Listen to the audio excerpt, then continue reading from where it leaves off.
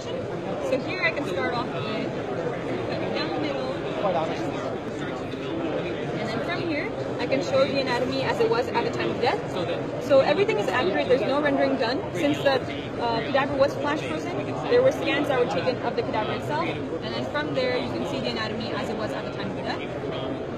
You can also isolate or annotate different parts of the system.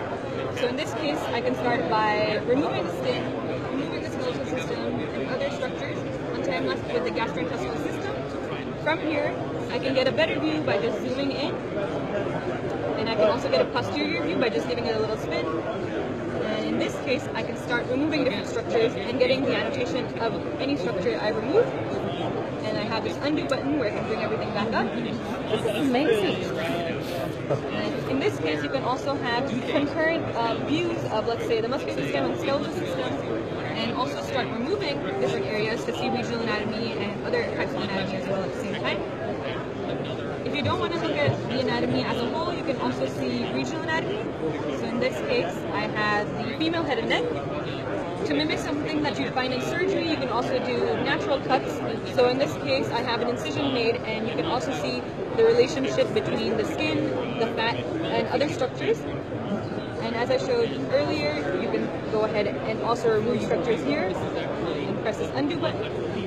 And what's interesting is these are actually the scans that were done from the cadaver. So everything you see here is what we saw at 0.6 to 0.8 millimeter thickness.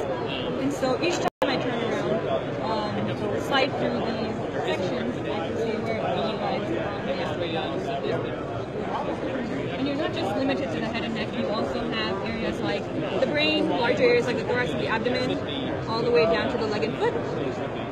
And what's most interesting to me is you can load in your own patient CT or MRI scans, and from there you can get a 3D model of what you're seeing. So here we have a post-operative scan of a patient with a brain aneurysm, and this is the actual CT that was provided. You can go ahead and slide through the CT and see exactly where the clips were placed as well. So if I go down here, it'll show where it is. And same functionality as before.